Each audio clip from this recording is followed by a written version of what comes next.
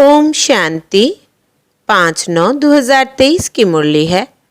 मुख्य रूप से बाबा ने कहा, बाप का कर्तव्य है सबको पतित से पावन बनाकर वापिस घर ले जाना।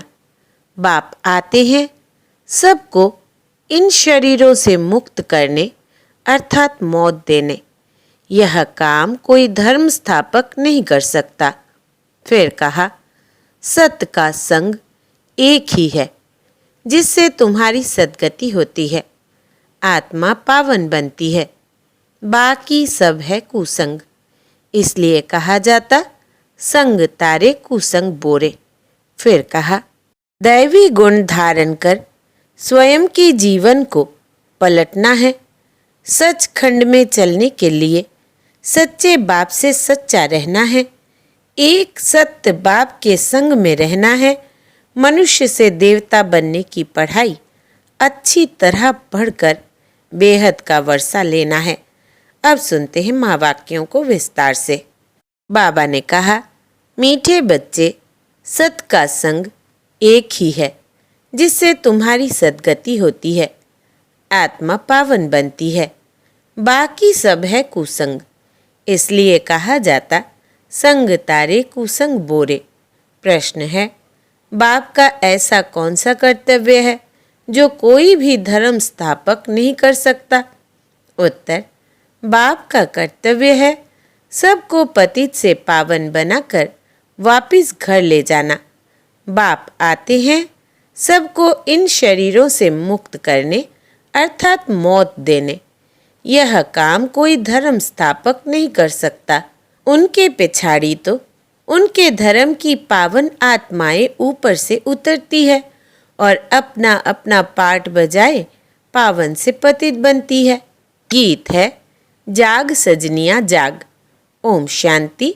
बच्चों ने गीत सुना। किसने सुनाया? साजन ने। सब है सजनिया जिसको भक्तिया कहा जाता है। भगवान एक है जिसको भक्त याद करते हैं तो उसको कहा जाता है साजन। भक्त कहने से मेल अथवा फीमेल दोनों उसमें आ जाते हैं तो सब हो गई सीताएं। राम एक है, भक्त अनेक है, भगवान एक है। उस भगवान को कहा जाता है परमपिता। लौकिक बाप को परमपिता नहीं कहेंगे, वो है लौकिक शरीर देने वाला पिता। परम पिता है परम धाम में रहने वाला, सब आत्माओं का पिता। हर एक मनुष्य को दो बाप है, एक लौकिक, दूसरा पारलौकिक बाप। लौकिक बाप का जन्म बाय जन्म वर्षा अलग होता है। हर एक जन्म में बाप अलग अलग रहते हैं। तुम विचार करो, कितने जन्म लेते हैं, कितने बाप मिलते होंगे? 84। हाँ, 84 जन्मों में ज़रूर 84 बाप और 84 माँ मिलेंगे। हर जन्म में एक ही लौकिक बाप और एक ही माँ रहती है। दूसरा बाप है परमपिता परमात्मा। परंतु सतयुग त्रेता में कभी ओ गॉडफादर कहे याद नहीं करते। हे परमपिता परमात्मा मेहर करो, ऐसे कभी नहीं कहते। इसलिए समझाया जाता है सतयुग त्रेता में एक ही बाप होता है। फिर द्वापर कलयुग, जिसको भक्ति मार्ग कहा जाता है, वहाँ सबको दो बाप है। मेल अथवा फीमेल सबको दो बाप है। पारलौकिक बाप को याद करते हैं क्योंकि यह दुखधाम है। दुखधाम में दो बाप, सुखधाम में है एक ही बाप। यहाँ तो एक लौकिक बाप है, दूसरा फिर सबके दुख निवारण करने वाला बाप है, जिसको सभी याद करते हैं कि इस दुख से छुड़ाओ, रहम करो। आधा कल्प है दुखधाम, आधा कल्प है सुखधाम। सतयुग है नया युग, कलयुग है पुराना युग। बाप कहते हैं, अब हम सतयुग नई दुनिया की स्थापना कर रहे हैं। कलयुग पुराने युग का विनाश होना है। कलयुग के बाद फिर सतयुग आना है। कलयुग के अंत, सतयुग के आदि को कल्प का संगम कहा जाता है। यह है कल्याणकारी युग, क्योंकि पतित से पावन बनना होता है। कलयुग में है पतित मनुष्य, सतयुग में है पावन देवताएं। बाप समझाते हैं कि यह आसुरी रावण संप्रदाय है। हर एक के अंदर 5 विकारों की प्रवेशता है। उसको कहेंगे Ravan omnipresent, god omnipresent नहीं। 5 विकार प्रवेश है, इसलिए इनको पतित दुनिया कहा जाता है। सतयुग त्रेता को पावन दुनिया शिवालय कहा जाता है। कलयुग है वैश्यालय। तो शिव परमपिता परमात्मा आकर नवयुग की स्थापना करते हैं। बाप समझाते हैं, अब जागो, नवयुग अथवा सुखधाम का समय अब आया है। लक्ष्मी नारायण का राज्य आ रहा है। यह है ही राजयोग। यह कोई कॉमन सत्संग नहीं है। एक होता है सत्संग, दूसरा होता है झूठा संग, कुसंग। सत का संग तारे, कुसंग बोरे। सत तो एक ही बाप है। उनको कहते हैं पतित पावन आओ। वही आकर पावन बनाते हैं आधा कल्प के लिए। फिर माया रावण आकर आधा कल्प पतित बनाती है। ऐसे नहीं, बाप ही पतित बनाते हैं। अभी है ही रावण राज्य। जब तक सत बाप ना आए तब तक सत्संग नहीं। सब है झूठ संग अथवा कुसंग। तुम हो सीताएं, तुम भक्ति करती हो, समझती हो भक्ति का फल भगवान आकर देंगे। तो ज़रूर जब भक्ति का समय समाप्त होना होगा तब तो आएंगे ना। आधा कल्प है ज्ञान की प्रालब्ध और आधा कल्प है भक्ति की प्रालब्ध। अभी तुम पुरुषार्थ कर रहे हो भगवान की श्रीमत पर। भगवान एक होता है, वो है निराकार परमपिता परमात्मा, आत्माओं का बाप। वो आते ही है संगम पर। द्वापर कलयुग को भक्ति कांड कहा जाता है। सतयुग त्रेता को ज्ञान कांड कहा जाता है। ज्ञान है ही ज्ञान सागर परमपिता परमात्मा के पास। शास्त्रों का ज्ञान कोई ज्ञान नहीं। अगर उनमें ज्ञान होता तो सद्गति होती। भारत जो हीरे जैसा था अब है नहीं, फिर बाप बनाते हैं।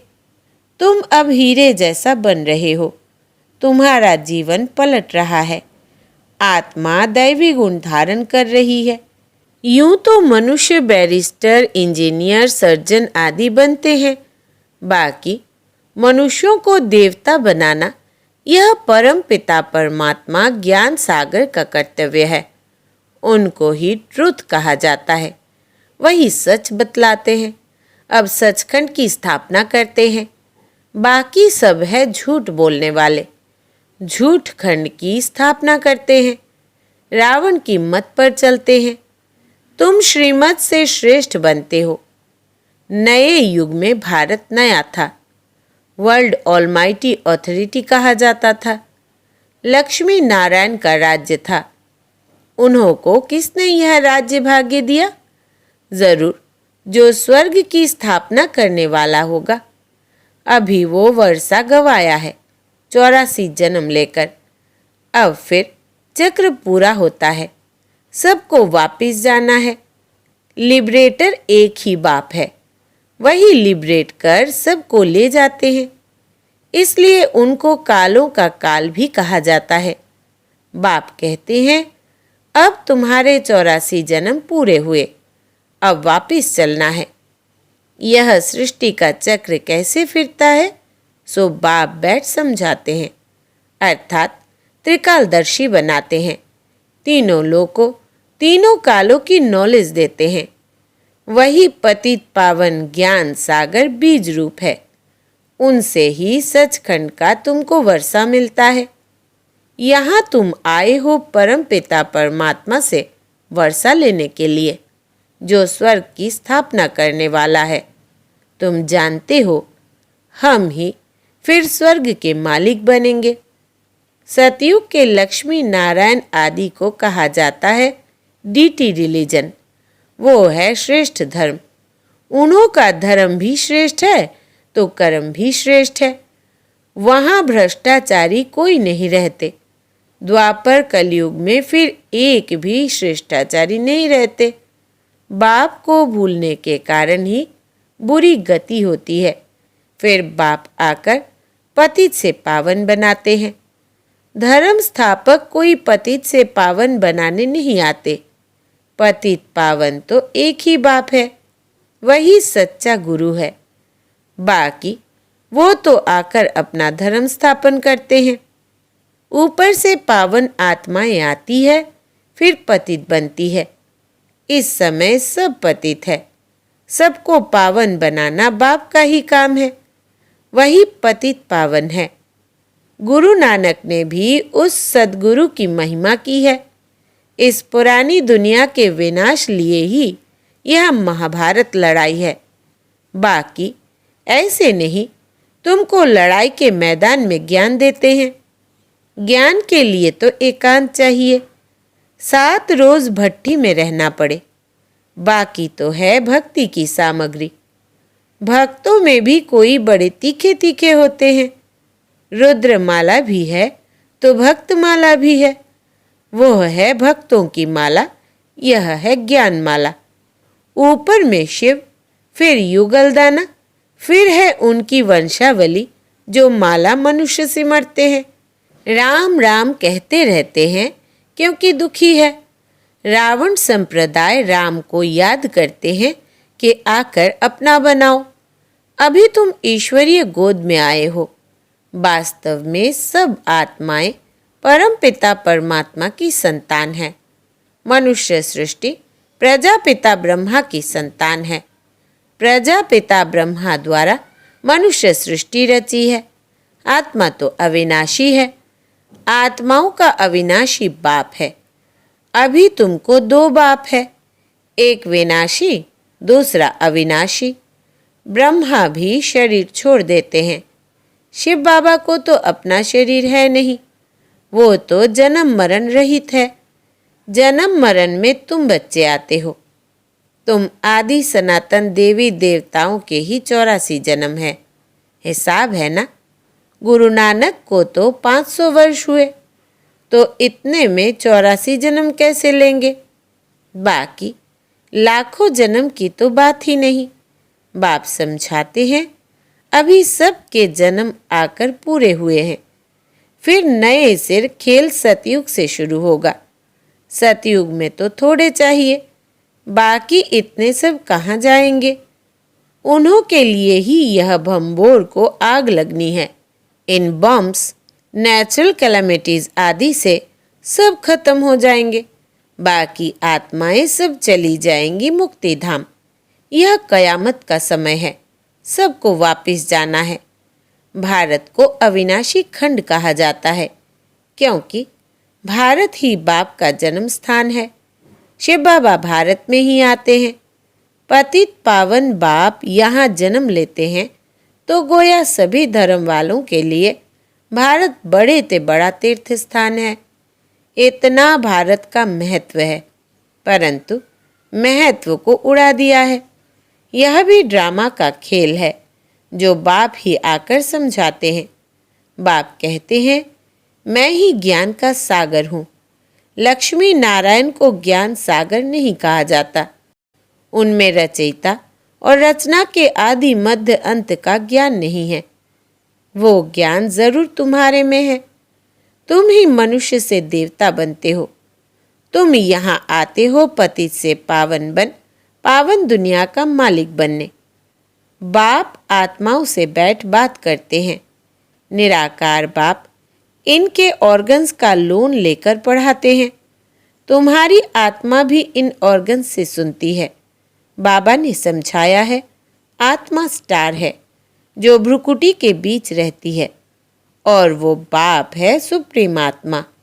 वो सुप्रीम आकर इनको आप समान सुप्रीम बनाए साथ ले जाते हैं। सब आत्माओं का गाइड है। उनको ही दुख हरता सुख करता कहा जाता है। दुख से तुमको लिबरेट कर ले जाएंगे। सतयुग में दुख होता नहीं। नवयुग की नॉलेज भी नई है ना, यह बातें मनुष्यों ने कभी सुनी नहीं हैं। भल अच्छे और बुरे मनुष्य है, परंतु है सब पतित। तब तो गंगा पर स्नान करने पावन बनने जाते हैं। गंगा का पतित पावनी नाम रख दिया है। वास्तव में पतित पावन तो बाप को ही कहा जाता है। पतित दुनिया के बाद फिर पावन दुनिया की स्थापना होती है। सतयुग को वॉइसलेस वर्ल्ड कहा जाता है और वो है साइलेंस इनकॉर्पोरियल वर्ल्ड। आत्माएं यहाँ आकर पाठ बजाती है। पाठ है 84 जन्मों का। तुम ऑलराउंड पाठ बजाते हो। यह है बना बनाया ड्रामा। हर एक में अपना अपना पाठ अविनाशी है, वो कभी मिटता नहीं है। तुम 84 जन्म भोगते रहेंगे। चक्र का आदि अंत नहीं है। ड्रामा कब शुरू हुआ यह प्रश्न नहीं उठता। न आदि है न अंत है। सतयुग आदि सत्य है, भी सत्य, होसी भी सत्य। इस चक्र को समझने से तुम स्वर्ग के चक्रवर्ती महाराजा महारानी बनते हो। उसको वर्ल्ड ऑलमाइटी ऑथोरिटी राज्य कहा जाता है, जो वर्ल्ड ऑलमाइटी बाप से मिलता है। तुम बेहद के बाप से 21 पीढ़ी के लिए सदा सुख का वर्षा पाते हो। बाप को कहा जाता है हेवनली गॉडफादर। हेवन का वर्षा देने वाला बाप कहते हैं, मैं कल्प के संगम युग पर आकर स्वर्ग का वर्षा देता हूँ। जो पुरुषार्थ करेंगे वो सूर्यवंशी राजाई में आएंगे। यह कोई कॉमन सत्संग नहीं, यह है गॉडली यूनिवर्सिटी। भगवान वाच्य है ना। भगवान पढ़ाकर मनुष्यों को देवता बनाते हैं। ऐसा कोई सत्संग नहीं होगा जिसमें कहे कि हम मनुष्य से देवता बनाएंगे। अभी तुम बच्चे नई दुनिया में देवी देवता पद पाने के लिए पुरुषार्थ कर रहे हो। समझाना चाहिए, 2 बाप होते हैं, एक बेहद का बाप, एक हद का। हम बेहद के बाप से वर्षा ले रहे हैं। तुमको भी राय देते हैं, वर्षा लो। श्रेष्ठ ते श्रेष्ठ परम पिता परमात्मा की मत पर चलने से तुम स्वर्ग का मालिक बनेंगे। सच्चा है ही एक बाप, वो आकर पढ़ाते हैं। इनके ऑर्गन्स द्वारा कहते हैं, ब्रह्मा तन से ब्रह्मा मुख वंशावली को वर्षा देता हूँ।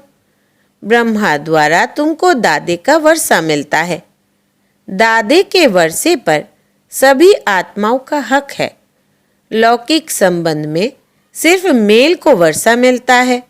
तुम तो आत्माएं हो, सब ब्रदर्स ठहरे। सबको शिव बाबा से वर्षा मिलता है। तुमको दादे से वर्षा मिल रहा है।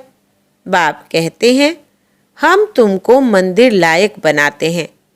मनुष्यों में देखो क्रोध कितना है, 1-2 का विनाश कर देते हैं। यह है वैश्यालय। शिवालय था सो फिर अब बनना है। परम पिता परमात्मा शिव आकर शिवालय बनाते हैं। वैश्यालय से लिबरेट कर फिर गाइड बन सबको वापस शिवालय में ले जाते हैं। सभी अपने पुराने शरीरों से मुक्त हो मेरे साथ चलेंगे। अच्छा, मीठे मीठे सिकिलदे बच्चों प्रति माता पिता बाप दादा का याद प्यार और गुड मॉर्निंग। रूहानी बाप की रूहानी बच्चों को नमस्ते और हम रूहानी बच्चों की रूहानी बाप दादा को याद प्यार, गुड मॉर्निंग और नमस्ते बाबा नमस्ते। धारणा के लिए मुख्य सार। पहला, दैवी गुण धारण कर स्वयं की जीवन को पलटाना है। सचखंड में चलने के लिए सच्चे बाप से सच्चा रहना है। दूसरा, एक सत्य बाप के संग में रहना है। मनुष्य से देवता बनने की पढ़ाई अच्छी तरह पढ़कर बेहद का वर्षा लेना है। वरदान है आज का, हर एक के स्वभाव संस्कार को जान, टकराने के बजाय सेफ रहने वाले मास्टर नॉलेजफुल भव। विस्तार है, कोई भी बात को छोटा या बड़ा करना यह अपनी बुद्धि पर है।